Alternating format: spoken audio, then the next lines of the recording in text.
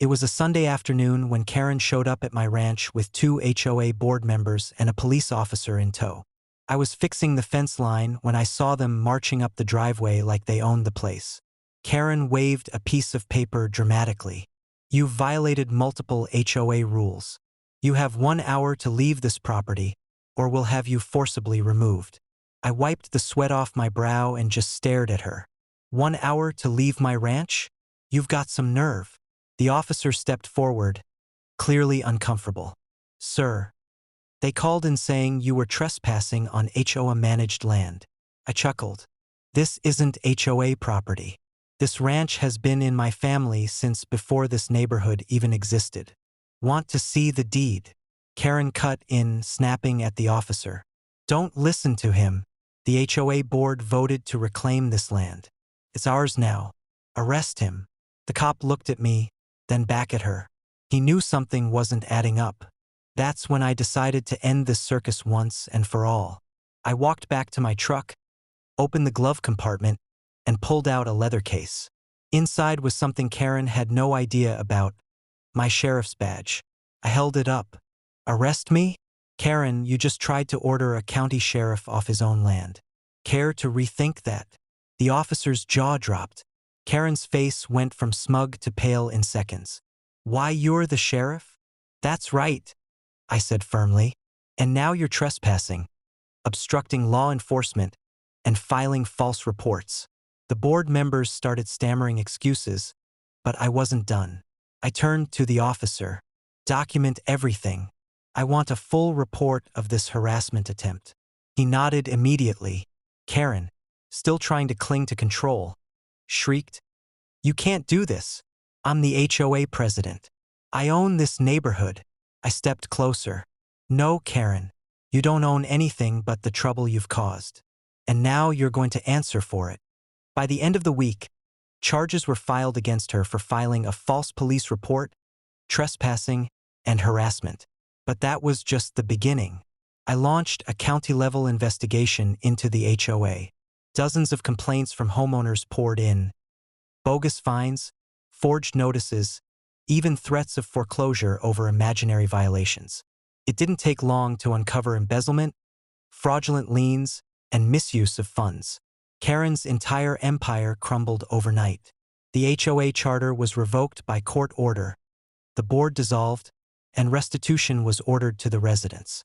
As for Karen herself, she was arrested in front of her own house, screaming about unlawful persecution. The same officer she tried to bully into arresting me was the one who slapped the cuffs on her. The irony wasn't lost on anyone. Today, my ranch is peaceful again.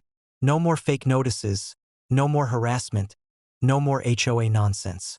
The neighbors who'd been tormented by Karen for years finally breathe easy. And me? I keep that bogus 1 hour to vacate notice framed in my office at the sheriff's department. Whenever new deputies see it, I tell them the story of how an HOA president tried to evict the sheriff from his own land. We all get a good laugh out of it, because in the end, Karen thought she had power. But when you try to throw the law at a man who is the law, you're the one who ends up behind bars.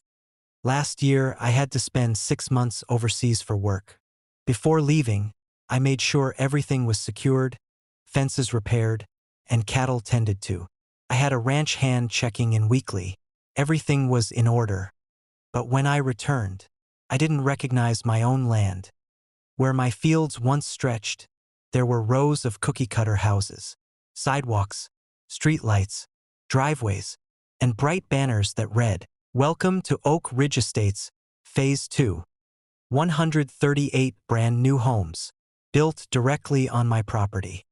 I nearly ran my truck off the road. I stormed straight to the HOA clubhouse, where Karen, the president, was sipping iced tea like a queen on her throne. "You've got 10 seconds to explain why there are houses on my land," I growled. Karen smiled sweetly. "Oh, don't be so dramatic. The developer decided to expand, and your ranch land was perfect. Don't worry, you'll be compensated once the sales finalize." My blood boiled. "You built on MY property without consent. That's trespass, fraud, and theft." Karen laughed. "You weren't using it. Now families will enjoy it. You should be thanking us." I didn't yell. I didn't argue. I just walked out because I knew something she didn't. See, the developer who originally built their subdivision? I'd gone to school with the CEO. And while the HOA thought they were cozy with him, they forgot one important detail. Their contracts only covered the lots already sold. They had zero rights to expand without purchasing new land. And they hadn't purchased mine, which meant every one of those 138 houses was sitting illegally on my ranch. I called the CEO. "Hey, you might want to check your records," I told him, "because your company just built phase 2 on land I still own."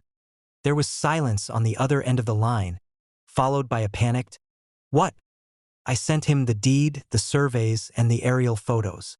Within hours, his legal team descended on the HOA like a pack of wolves. Turns out, the HOA board had forged documents claiming they had development rights. The contractor never verified ownership, they just built. That single mistake triggered one of the biggest lawsuits in county history. The HOA was sued for fraud. The developer sued them for damages. Homebuyers sued them for selling illegal lots. And me? I sued for land theft. In the end, the HOA was completely bankrupted. Karen and her board were personally liable for millions. Their homes were seized, their assets drained, and their reputations destroyed. As for the 138 new houses, the county condemned them. Some were bulldozed, others sat empty, rotting shells of a failed scam. My ranch hand and I tore down the cheap sidewalks and fences, and I reclaimed my land. Today, when I drive past that part of my ranch, it's peaceful again, just wide, open fields. A few remnants of driveways poke through the grass like scars, reminders of what Karen and her HOA tried to steal. They thought they could take my land while I was away. Instead, they lost everything, while I gained one of the most ironclad property rights cases in county history. My ranch stood long before their HOA, and it'll still be here long after they're gone.